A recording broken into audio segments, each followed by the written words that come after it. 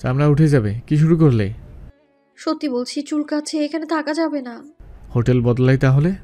দেশ বদলান। আগামীকাল লাস্ট একটা হ্যারিং আছে। কথাটা একটু জরুরি হানি, না হয় তোমার কথাই শুনতাম। পৌষ বুঝে গেল ডাল এখানে গলবে না।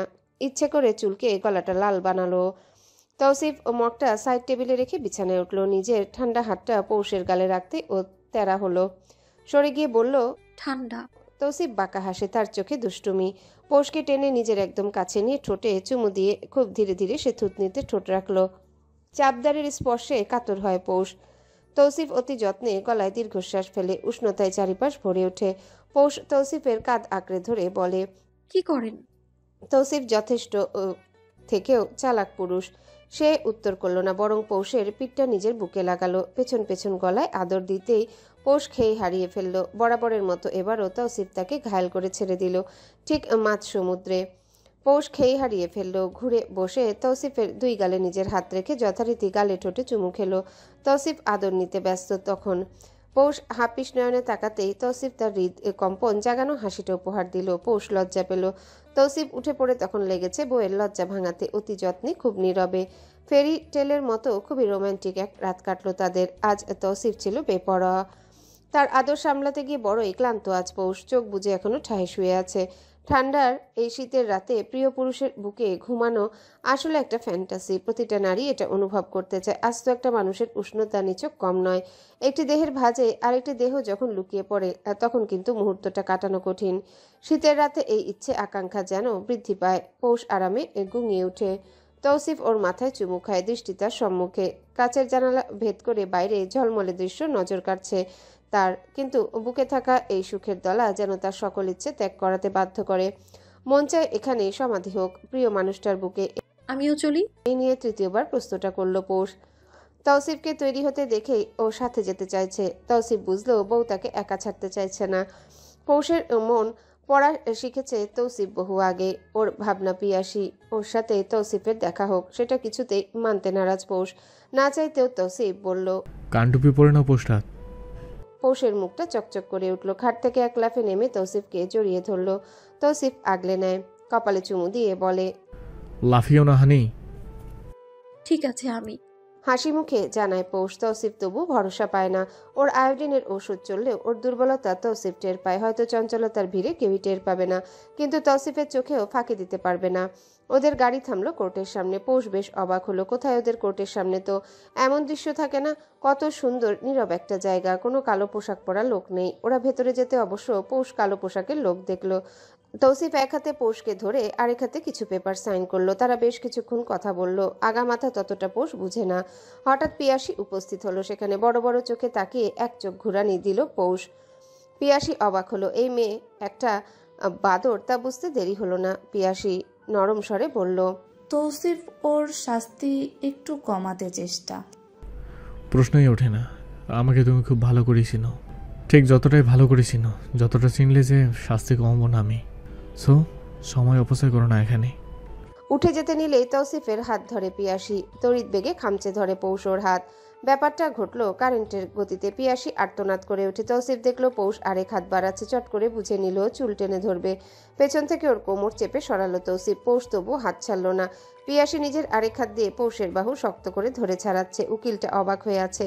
তৌসিফ এবার ধমক দিল, ওর হাত ছাড়ো পোস্টার। ছাড়বো না। ও সাহস কত আমার জামাই হাত ধরে? তোর হাত ভেঙে আরেক হাতে ধরিয়ে দেবো। চিনিস আমার পৌষাত হক আমি। বহু কষ্টে হাত ছাড়ালো তৌসিফ। পিয়াসী দেখলো ওর হাতের অবস্থা খারাপ করে ফেলেছে এই মেয়ে। তৌসিফ পৌষকে নিজের সাথে জাপটে রেখে বলল, পিয়াসি দূরে থাকার চেষ্টা করো। তোমার কৃতকর্ম তোমাকে কাছে এখানে এনেছে। Stay way. তৌসিফ পৌষকে নিয়ে চলে গেল। পিয়াসী সেদিকে তাকিয়ে রইল। এই তৌসিফ তার ছিল, তার কথায় চলতো এই তৌসিফ। পিয়াসী হারিয়েছে, স্বেচ্ছায় সবটা হারিয়েছে। গাড়িতে চুপচাপ দুজন। পৌষ ভীত দৃষ্টিতে তাকালো একবার। এক হাত বাড়িয়ে তৌসিফের হাতে রাখতেই তা সরিয়ে দেয় ও। পৌষের মনে মনে রাগ হয়। রাগী কণ্ঠে বলে, কি প্রাক্তনকে খামচি দেওয়ার রাগ হলো বুঝি? তৌসিফ শান্ত দৃষ্টিতে তাকাতেই দাঁত বের করে হাসে পৌষ। ডাকে কণ্ঠ খাদে নামিয়ে, এ মামাতো ভাই। আচমকাই গাড়ি ব্রেক কষলো। হুমড়ি খেয়ে পড়তে নিয়েও বেঁচে গেল পৌষ। তৌসিফ ওর সিট বেল্ট খুলে নিজের কোলে টেনে বসালো। পৌষের হাত কাছে নিয়ে বলল, এটা দরকার ছিল? ব্যথা পাইনি। হ্যাঁ আমি তো কানা। পিয়াসী শক্ত করে ধরে ছাড়াতে গিয়েও নিজেও নখ বিধিয়ে দিয়েছে পৌষের হাতে। তৌসিফের শক্ত হওয়া চোয়ালে পৌষ চুমু দিল, বলল, এ জামাই সতীন আমায় খামচি দিয়েছে। বলেই খিটমিট করে হাসতে লাগলো পৌষ। তৌসিফও হেসে ফেলল। এ মেয়ে তো পাজি কেন? তৌসিফও চুলের পেছনে হাত দিয়ে মুখোমুখি করলো, ফিসফিস করে বলল। সারাটা হানিমুন আদর খেলে তবুও মামাতো ভয় লাগে আমাকে। তৌসিফ পৌষ থেকে 2 দিন সময় চাইলেও তা মিলল না। টিকিট কাটা শেষ মুহূর্ত পর্যন্ত তৌসিফ চেষ্টা করেছে যাতে এখানে টিকা যায়। আর কিছুদিন হানিমুনে কাটাতে তার বড়ই ইচ্ছে। কপালে বউ জুটেছে জাহাবাজ।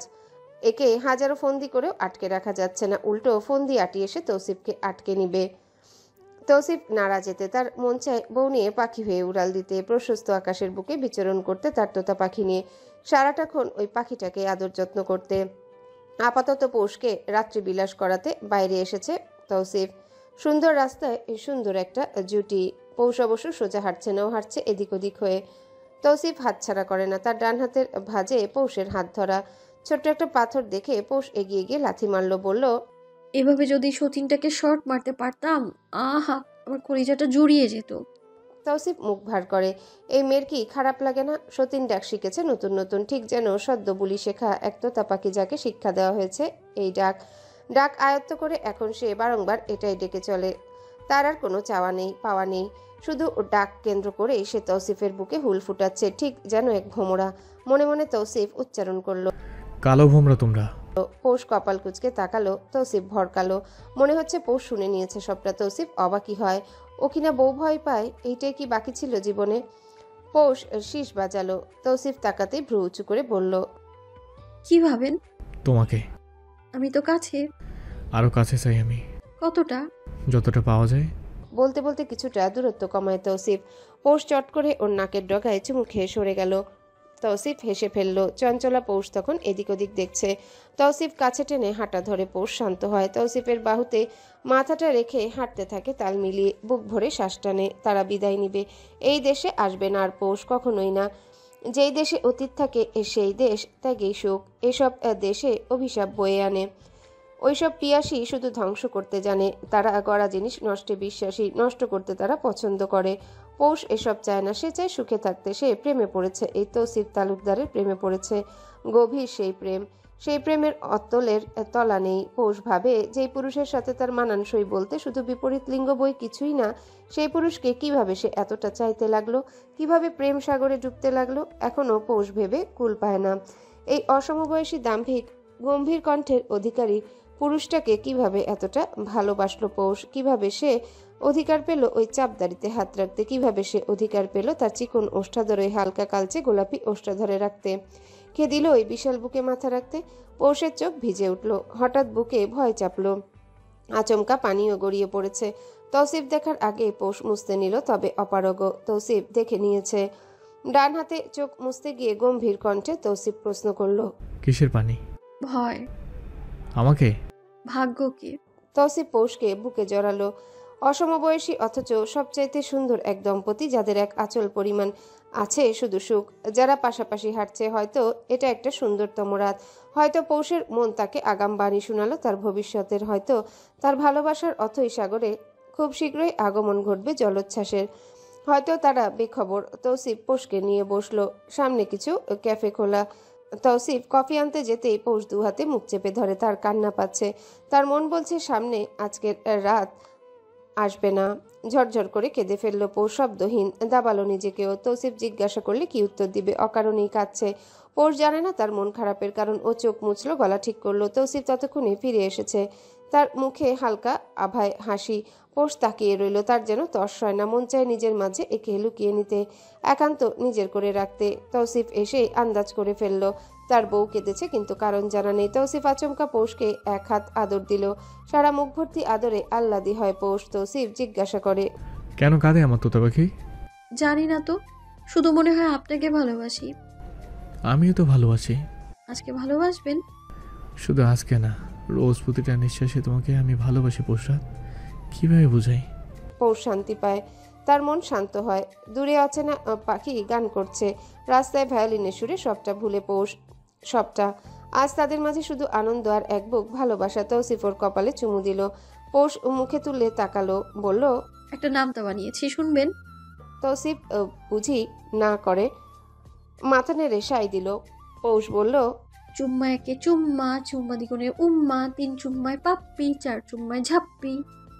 হঠাৎ এহেন নামটা শুনে তৌসিফ হতবাক, কিছুক্ষণ কিংকর্তব্য বিমূঢ় হয়ে তাকিয়ে রইল। অতঃপর সেকেন্ডের ব্যবধানে গা কাঁপিয়ে হেসে ফেলল। তার হাসিতে যেন মুক্ত ঝরে। পৌষ মুগ্ধ নয়নে তাকায়। তৌসিফের যেন হাসি থামে না, পেটে হাত চেপে বলে, না জানি আমার বাচ্চাদের কোনো নামতা তুমি শিখাওনি। I can't. বেচারা হাসির দাপটে বলতে পারল না। তার হাসি দেখে পৌষও হাসলো, মুচকি হাসি। আজ 2 দিন পার হলো দেশের মাটিতে ফিরে এসেছে তৌসিফ। এসেছে থেকেই বেড়েছে তার কাজের চাপ। গোছানো হাতে গড়া তার কোটি টাকার ব্যবসা। চাইলেই খামখেয়ালি দেখানো যাচ্ছে না। হাজারো লোক থাকলেও নিজের তদারকি যদি সঠিক না থাকে তাহলে সেই কাজে আয় উন্নতি থাকে না। এটাই নিয়ম, এটাই সত্যি। সমস্যা বেঁধেছে ভিন্ন জায়গায়। দেশে আসা মাত্র অসুস্থ হয়েছে পৌষ। ঠান্ডার দেশে খাপ খাইয়ে ফেললেও দেশের অল্প ঠান্ডায় তার শরীর কাঁপানো, জ্বর চলে এলো। তৌসিফ চাইলেও ততটা সময় দিতে পারছে না। কাল রাতভর বুকে নিয়ে শুয়েছিল। পৌষ মাঝরাতে উঠে বমি করলো। তৌসিফ সকালেই ডাক্তার দেখিয়েছে, তেমন কিছু না যদিও, তবুও তৌসিফ চিন্তিত যে কেন একটা মানুষ এত অসুস্থ থাকবে। তার মধ্যে একটু মনোমালিন্য চলছে তাদের মাঝে। এই অসুস্থ শরীরে পৌষ চাচার বাসায় যেতে চাইছে। টুকটাক টুকটাক করে শপিং করেছে সে ভাই বোনদের জন্য। কথাটা অবশ্য মিথ্যা। শপিংগুলো তৌসিফ করিয়েছে। পৌষ তার ভাই বোনদের জন্য জমিয়েছে এক গাদা হাবিজাবি। তৌসিফের ভাষায় সেগুলো হাবিজাবি হলেও পৌষের কাছে তা অমূল্য রত্ন। সে প্লেন সহ হোটেল থেকে নানান জিনিসপত্র হাতিয়ে নিয়েছে। হোটেলের রুমে সাদা তয়লা কখন যে চুরি করলো তৌসিফ জানে না। দেশে এসে দেখলো নরম এক কুশন ছিল তাদের খাটে, সেটা অবধি কাপড়ের ভাঁজে লুকিয়ে এনেছে। ফেরার পথে প্লেনে তার মরি মরি অবস্থা, অথচ যতটা পেরেছে লুটপাট করেছে সে। এখন এগুলো বিলাবে তার ভাই বোনদের মাঝে। রাতে জ্বরে মরে, অথচ তৌসিফকে বলে, শুনুন, কাল ওদের দিতেই হবে, বাসি হয়ে যাবে না হয়। তৌসিফ রাগে কথা বলেনি। একবার তো চাইলো রাগের বহিঃপ্রকাশ, সে পৌষকে বুক থেকে সরিয়ে করবে, কিন্তু জ্বরে পুরা বউ সে সরাতে পারেনি। শীতের রাতে উষ্ণতার বউ, যাকে জড়িয়ে ধরে তৌসিফ চোখ বুজেছিল। ফোন হাতে তুলে কল করতেই তার রিসিভ হলো। ধরেছে মিনু। ধরেই সালাম দিয়ে জানায় সে মিনু। তৌসিফ কপাল কুঁচকায়। কোনোভাবে যদি পৌষ জানে তার ফোন মিনুর হাতে গিয়েছে, তাহলে মিনুকে কি করবে তা তো পরে দেখার বিষয়। তার আগে সে তৌসিফকে ঝাড়বে। তৌসিফ গম্ভীর কণ্ঠে প্রশ্ন করে, পোস্টরাত কোথায়? ওর ফোন তুমি ধরলে যে?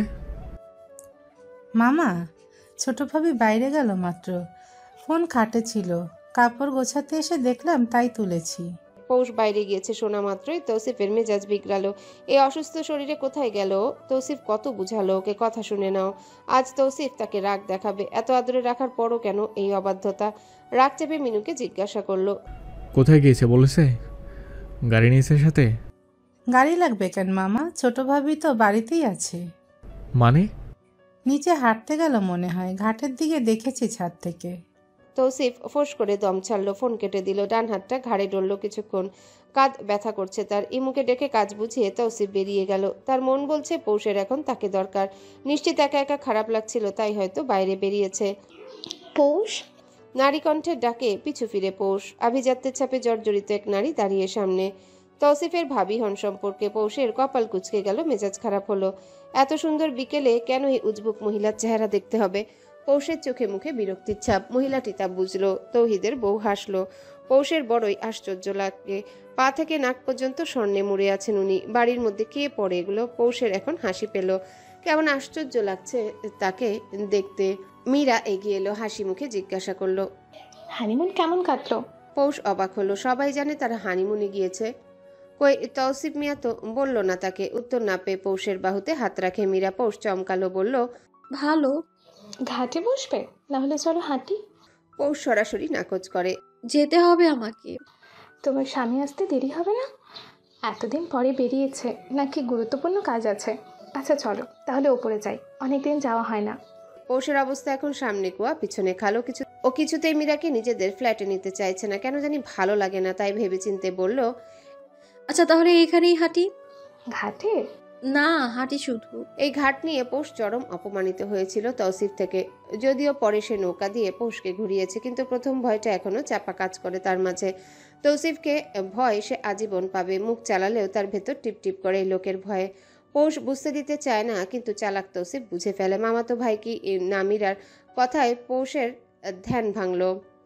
কোথায় কোথায় ঘুরলে পৌষ? অনেক জায়গায় ঘুরেছি, নাম মনে নেই। ভাইয়া গিফট দিল না? দিয়েছে কি দিল? অনেক কিছু। ও বুঝেছি, বলতে চাইছো না তাই তো। আচ্ছা থাকুক।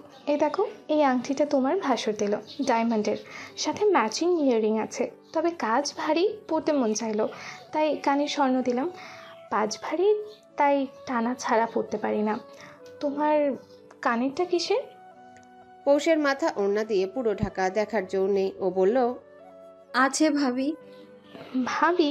যাক, এতক্ষণে মনে পড়লো আমি তোমার যা। শোনো পৌষ, লজ্জা পেও না। এই দেখো না, আমার আর তোমার ভাসুরেরও কত অমিল, কিন্তু আমি তাকে ভালোবাসি। প্রথম বাচ্চার পরই মোটা হয়ে গিয়েছিলেন তৌহিদ, তখন মতি বলে খ্যাপাতো আমাকে। ওকে ভালোবাসি বলে কত কষ্টই না শুকালাম। আমি ছিলাম উড়ন্ত এক মেয়ে, তোমার ভাসুরকে ভালোবেসে এখন কতই না সংকুচিত হয়েছে। গত বছর হজ করেছি, এখন মাথা ঢেকে রাখি। বোঝোই তো, কালার করা চুল কত যত্ন নিতে হয়। নিজের বিষয়ে নানান কথা মীরা বলল।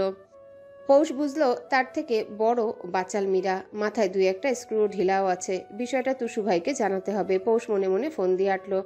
তবে আশ্চর্যের বিষয়, পৌষের সাথে তার ভালোই কথা হলো। পৌষ নিজের পরিবার সম্পর্কে তাকে জানালো, যদিও মীরার যথেষ্ট খোঁচা নিতেও বলেছে। মাগরিবের আজান হতেই মীরা বলল, নামাজ না পড়লে তোমার ভাসুর রেগে যাবে। তুমি আবার সাথে চলো, চা খেতে খেতে আড্ডা দিই। পৌষ মুখ মুচ্ছে না করলো, কিন্তু মীরা মানলো না। সিঁড়ি দিয়ে ওঠার সময় টেনে ওকে ভেতরে নিল। পৌষ এত করে না করলো, কিন্তু মীরা হার মানল না। চায়ের সাথে নানান নাস্তার আয়োজন করলো। এদিকে ভয়ে ভয়ে বসে আছে পৌষ। তৌসিফ জানলে মাই রিনা দেয় তাকে। একবার সে না করেছিল, যাতে তার ভাই বউদের সাথে না মিশে পৌষ, বা তারা কিছু বললেও পৌষ চুপ থাকে। ভয়ে এক ফাঁকা ঢোক গিলল। পৌষ ভয়ে ভয়ে নিজেদের ফ্ল্যাটে ঢুকলো। রাত প্রায় 8টার কাছাকাছি। তৌসিফ কি চলে এলো? ও বুঝতে পারছে না। স্বাভাবিক পরিস্থিতি। মিনু টিভিতে নাটক দেখছে। যত কুটনা নাটক আছে তার উপর দেখতেই হবে। এমনি সময় হলো ওর সাথে একটু লাগালাগি করতো পৌষ, কিন্তু এখন ভয়ে কলিজায় তার পানি শূন্যতা দেখা যাচ্ছে। মামাতো ভাই তার কোথায়? ভীতু পাজরা তার পদচারণ করে এগিয়ে এলো রুমের কাছাকাছি। জাঁকজমকপূর্ণ ড্রয়িং রুম পেরিয়ে যেই না রুমে ঢুকবে অমনি দরজায় বেল বেজে উঠল। হঠাৎ শব্দে ছিটকে যায় পৌষ। ঠান্ডার মধ্যেও যেন কপালে ঘাম ছুটে। গত রাতে এমনিতেও তৌসিফ রেগেছিল, পৌষ বুঝে। এতটুকু তো সে তার তৌসিফকে চিনতে পেরেছে। মীরা এলো কিনা কে জানে।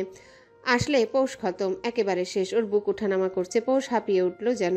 ততক্ষণে নাটক ত্যাগ করে মিনু উঠেছে দরজা খুলতে। বুয়া একজন রান্নাঘরে হয়তো রাতের খাবার রান্না করছে। এসেছে থেকে পৌষ রান্নায় হাত দিতে পারেনি, সম্ভব হয়নি। ড্রয়িং রুমের পিলার ধরে দাঁড়িয়ে রইল পৌষ। ওর মাথায় নানান কথা চলমান, তার মধ্যে কিছু কিছু মীরার বলা কথা। কথার ফাঁকে ফাঁকে সে খুবই সূক্ষ্মভাবে তৌসিফকে নিয়ে কথা বলেছে। তাদের তিন ভাইকে নিয়ে বিভিন্ন কথা বলেছে, যদিও কোনোটাই খারাপ কথা না। কিন্তু পৌষ এতটুকু বুঝেছে তৌসিফ গোছানো মানুষ পছন্দ করে। সেই হিসেবে তো পৌষ অগোছালো। এছাড়াও নানান তথ্য যার সাথে পৌষ নিজেকে মিলিয়ে পায় না। কাঁধে শক্ত হাতের ছোঁয়া পেতেই ওর দেহ ঝাঁকি দিয়ে ওঠে। সামনে তৌসিফ দাঁড়িয়ে পৌষের দিকে কপাল কুঁচকে তাকিয়ে আছে। পৌষ বুঝলো মাত্রই তাহলে তৌসিফ এসেছে। কলিজায় সৃষ্ট মরুভূমিতে তখন এক পশলা বৃষ্টির আগমন। শুকরিয়া আদায় করলো পৌষ, এই যাত্রায় বেঁচেছেও। তৌসিফ পৌষের কপালে হাত রাখলো। এখনো গরম। এই মেয়ের জ্বর কমেনি, অথচ ও এখানে দাঁড়িয়ে আছে। বাইরে ও নাকি ঘুরে এসেছে। একা একা বাইরে ঘুরঘুর করলো। তৌসিফ ফিরত আরও আগেই। হঠাৎ শেষে একটা কল আসায় আবারও তাকে শোরুম যেতে হয়েছে। ঘাড়ের ব্যথা বেড়েছে। পৌষের হাত ধরে রুমে যেতেই পৌষ বলল, ব্রিজা অন করবো? গোসল করবেন এখন? হ্যাঁ, কিন্তু তোমাকে করতে হবে না। ও তাহলে কে করবে? খেয়েছো কিছু? প্রশ্নের উত্তর না দিয়ে তৌসিফ জিজ্ঞাসা করে। পৌষ মাথা নিচু করে বলল, খেয়েছি। আপনি এখন খাবেন? নিয়ে আসবো? গোসল করে খাবো। তৌসিফ রাগ প্রকাশ করছে। এভাবে পৌষ তা চট করে বুঝে নিল। এত বড় এক লোক যদি বাচ্চাদের মতো গাল ফুলিয়ে অভিমান করে তখন কেমন লাগে?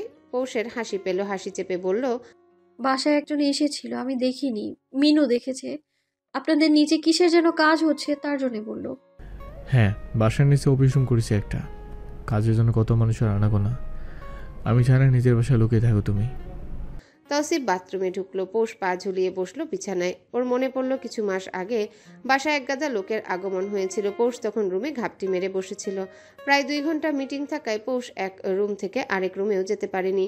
ওই দিনের পর অবশ্য বাসায় এমনভাবে কাউকে আনেনি তৌসিফ। পৌষ অবাক না হয়ে পারল না, এই লোকটা এতটা ভালো কেন, কারণটা কি? তৌসিফ এসে বিছানায় বসতে পৌষ নিজে থেকে ওর ঘাড়ে মলম মালিশ করতে লাগলো। তৌসিফ চোখ বুজে নিল। পৌষ হা করে তাকিয়ে রইল তৌসিফের পিঠে। ফর্সা চামড়ার লোক। পৌষ হাত বাড়িয়ে পিঠ পর্যন্ত মালিশ দিল। তৌসিফ আরামে ঘুমিয়ে ওঠে। পৌষ পেছন থেকে জড়িয়ে ধরে ওকে, পিঠে ঠোঁট ছোঁয়ায়, ফিসফিস করে ডাকে, টুসু ভাই, আপনি এত সুন্দর কেন? লজ্জা হওয়া দরকার আপনার। আপনার বউ থেকেও সুন্দর বেশি আপনি। আমার বউ নিয়ে খারাপ মন্তব্য করো না হানি, খারাপ হবে। ঘাটে কি করছিল তুমি আজ? যা দিল তো রোমাঞ্চকর মুহূর্তের 12টা বাজিয়ে সরে বসে পৌষ বলল, বাতাস খেতে গিয়েছিলাম। আর আর কি? মীরা ভাবির কাছে? পৌষের চোখ দুটো বড় বড় হয়ে গেল। তৌসিফ কিভাবে জানলো? ও দেখলো তৌসিফ রক্তলাল চোখে তাকিয়ে আছে ওর দিকে। পৌষ মুখ খুলে কিছু বলতে চাইলো, কিন্তু সাহসের অভাবে পারল না। এদিকে ক্রমশ নিজের রাগ নিয়ন্ত্রণে ব্যর্থ তৌসিফ। সে সত্যিই ব্যর্থ। প্রায়শই ভালোর মাঝে মন্দ থাকে। সে মন্দ দেখা যায় না। তারা হয় নীরব ঘাতক, যারা ধীরে ধীরে বিষক্রিয়া করে, অতঃপর সবটা শুষে খতম করে। গত রাত থেকে তৌসিফের সাথে পৌষের বনিবনা হয়নি। তৌসিফ রেগে বারান্দায় চলে গিয়েছিল। পৌষ ভয়ে ভয়ে আর সাহস দেখিয়ে বারান্দায় যায়নি। তৌসিফ রেগে গেলে তার আচার আচরণ বদলে যায়। পৌষের ক্ষেত্রে যথেষ্ট ধৈর্য সে দেখাচ্ছে। পৌষ বুঝে উঠতে পারে না রাগের কারণটা আসলে কি। শুধুমাত্র মীরা ভাবির সাথে কথা বলায় এতটা রাগ? তৌসিফ তাকে শুরুর দিকে না করেছিল যাতে পৌষ এখানে কারোর সাথে ততটা না মিশে, যদিও এদের ভাইদের মাঝে অনেক মিল। মাঝে একবার শুনেছিল মীরা ভাবিকে তৌফিক তালুকদার যথেষ্ট ধমকেছেন। তৌহিদ তালুকদার বউয়ের হয়ে তখন বড় ভাইয়ের মুখে জীবনে প্রথম তর্ক করেছিল। অতঃপর কিছুটা হলেও তাদের সম্পর্কের অবনতি ঘটে। মাঝে শুধু পৌষকে নিয়ে হওয়া ঝামেলায় আরেকটু নীরব ঝামেলা হয়েছিল। পৌষের মাথায় তত কিছু ঢুকে না। অপেক্ষা করতে করতে ওর চোখ লেগে আসে।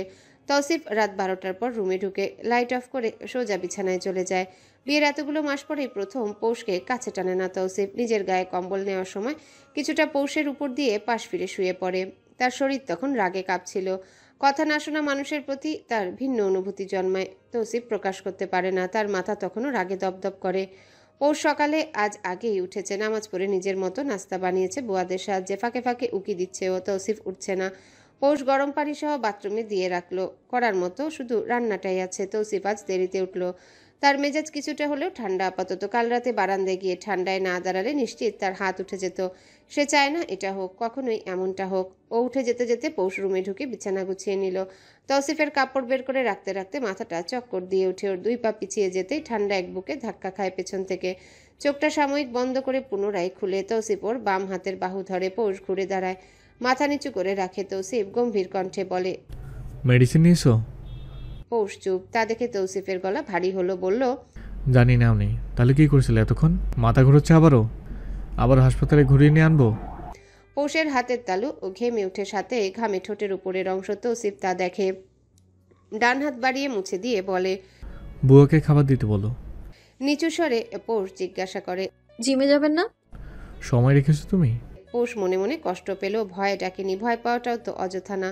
তৌসিফ যে এখনো ফুলে ফেপে আছে তা তার আচরণে স্পষ্ট। পৌষ কিছু বলার আগে তৌসিফ ওর মাথায় হাত রাখে।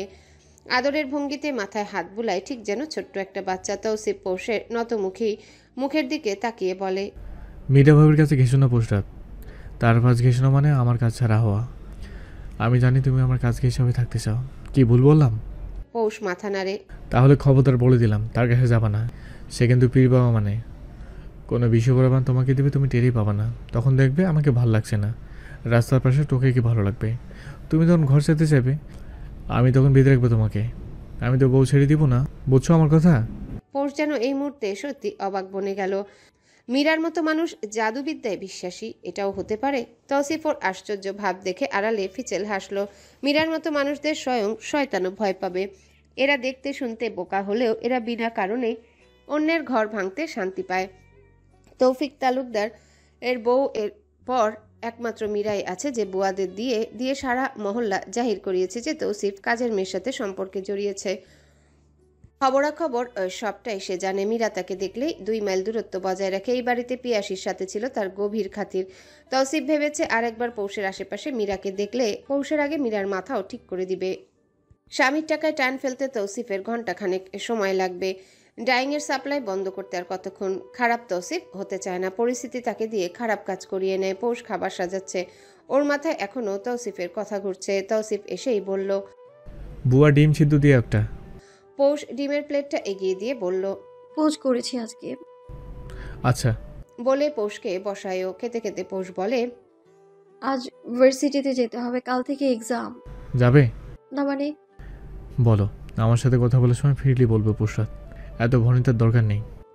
পৌষ চোখ নামিয়ে ফেলল। ওর কেন জানি মনে হচ্ছে তৌসিফ এখনও রেগে, তবুও সাহস জুগিয়ে বলল, বেতন বাকি 2 মাসের। আমাকে যেই হাত খরচ দিয়েছিলেন তা তো আমি ওখানেই শেষ করে ফেলেছি। তৌসিফ এবার কপাল কুঁচকে তাকালো। যা কেনার তৌসিফ টাকা দিয়েছে, পৌষের খরচ হলো কখন? ও জিজ্ঞাসা করলো না, শুধু বলল, ডরে তো টাকা থাকে প্রসাদ, তোমাকে যা লাগে খরচ করবে, আমাকে জিজ্ঞাসা করতে কোনো দরকার নেই। পৌষ চুপ করে মাথা নাড়ল। বুয়া ডিম সিদ্ধ আনতে তৌসিফ তা পৌষকে দিল। পৌষের এখন মোটেও ডিম খেতে মন চাইছে না, কিন্তু তৌসিফের গাম্ভীর্যপূর্ণ মুখের দিকে তাকে কিছু বলতেও পারছে না। চুপচাপ গিলে খেয়ে নিল। তুমি বলতে পারছো কেন সোহা? মেহেদির গলা শুনে সোহা উঠে দাঁড়ায়, বলল, খেতে মন চাইছিল। আশ্চর্য, তুমি কাউকে বলতে? কাকে? মেহেদি ভাবুক হলো। আসলেই তো কাকে বলতো সোহা? মা তো ঝুঁকে কাজ করতে পারবে না, তার কোমরে সমস্যা। মেহেদি সোহাকে ঠেলে সরিয়ে দিল, নিজেই বসে হাত দিল। সোহা চেয়ার টেনে বসেছে, ওর মুখে হাসি। প্রথমবার পাটায় হাত দিলে যা হয় আর কি, কিছুতেই পুতা ধরে রাখতে পারছে না মেহেদি। বহু কষ্টে ছড়িয়ে ছিটিয়ে সে ভর্তা বানালো, শুটকি ভর্তা। সোহার মুখে লালা চলে এলো। পাতিল থেকে ভাত নিয়ে পাটায় দিয়ে বলল, এখান থেকে মেখে দিন। পাটায় অবশিষ্ট ভর্তার স্বাদই ভিন্ন। মেহেদি হাসি মুখে ভাত মেখে লোকমা করে দিল। সোহা বসে বসে তখন খাচ্ছে। দুপুরের সময় হয়নি তখনও। এমন সময় মেহেদির হাতে বসে বসে খাওয়ার দৃশ্যটা নেহাত সাধারণ নয়। পাশের বাড়ির এক মহিলা দেখলেন সবটা জানালা দিয়ে। সোহা মেহেদিকে জোর করতেই ও খেলো একটু। হাত মুখ ধুয়ে মেহেদি যাওয়ার আগে সোহার পেটে হাত দিয়ে কপালে চুমু খেলো, বলল, কষ্টদায়ক কোনো কাজ করো না সোহা। সোহা মাথা নাড়ে। ততক্ষণে ওই মহিলা হাজির, এসেই মেহেদির মাকে ডাকলেন। সোহা তখন রান্নায় মনোযোগ দিয়েছে। ওর শাশুড়ি আসা মাত্রই মহিলা বিভিন্নভাবে ইনিয়ে বিনিয়ে জানিয়ে দিল মেহেদিকে দিয়ে কিভাবে সোহা খাটাচ্ছে। ওর শাশুড়ি অবাকই হলেন। মহিলা দেখলো তেমন কোনো প্রতিক্রিয়া নেই, তাই বললেন, শোনো মেহেদির মা, ছেলে শিক্ষিত, হাতে ধরে রাখো। এখনই বইয়ের গোলামি করে, 2 দিন পর বাচ্চা আসলে বইয়ের পা ধরে থাকবো। ওর শাশুড়ি মাথা নাড়লেন, সোহাকে ডাকলেন। সোহা এতক্ষণ সবটা শুনেছে, ভেতরে রাগে ফুঁসছে। এগিয়ে আসতে ওর শাশুড়ি বলল, মা যখন যা খেতে মন চাইবে আমাকে, তোমার শ্বশুরকে না হলে মেহেদিকে বলবে। আমার নাতি নাতির মুখ দিয়ে যাতে লালা না পড়ে। মহিলার উৎসুক হওয়া মুখ চুপসে গেল। সোহার ভীষণ হাসি পেল। আহারে, বেচারি আগুন লাগাতে এসে আগুন জ্বালাতে পারল না, বড়ই কষ্টের বিষয়। ভার্সিটির বেতন দিয়ে পৌষ হেমন্তকে ফোন দিল, জানালো একটু এদিকে আসতে। হেমন্ত আজ ব্যস্ত। পৌষ জোর দিল না। হেমন্ত একটু হেসে বলল, জ্যৈষ্ঠ মাসকে পাঠাচ্ছি, দাঁড়া। পৌষ ঠোঁট উল্টে আচ্ছা বলে। ও কেন জানি এখনো সাহস পায় না ভাই বোনদের নিজের বাসায় নিতে। তৌসিফও আগ বাড়িয়ে কখনো বলে না।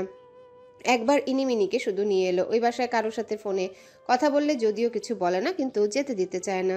পৌষ একা একা হাঁটতে হাঁটতে রাস্তায় এলো।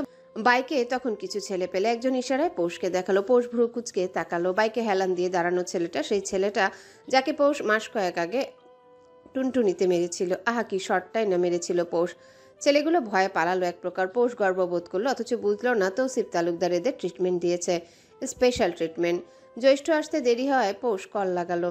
তখনই দেখলো রোডের অপর পাশে চৈত্র আর জ্যৈষ্ঠ একসাথে আসছে, সাথে পিহা। পৌষের গাল চওড়া হলো, গলায় জড়তা সৃষ্টি হলো, তার কলিজাগুলো আসছে। পৌষ হাত নেড়ে ওদের ডাকা মাত্রই হাতে টান অনুভব করে তাকাতেই চমকায় মীরা দাঁড়িয়ে। পৌষের ঘাম ছুটার জোগাড়। তৌসিফ এবার তাকে জানে মেরে দিবে। পৌষ তাড়াতাড়ি হাত ছাড়ালো, পালাতে চাইলো, কিন্তু তার আগে অদ্ভুতভাবে হেসে মীরা বলে গেল, পিয়াসীকে বাচ্চা না হওয়ার জন্য তৌসিফ ছেড়েছিল, তোমাকেও ছেড়ে দেবে পৌষ। এই কথা আমি যাতে তোমাকে না জানাই, এরই জন্য আমার থেকে দূরে থাকতে বলে।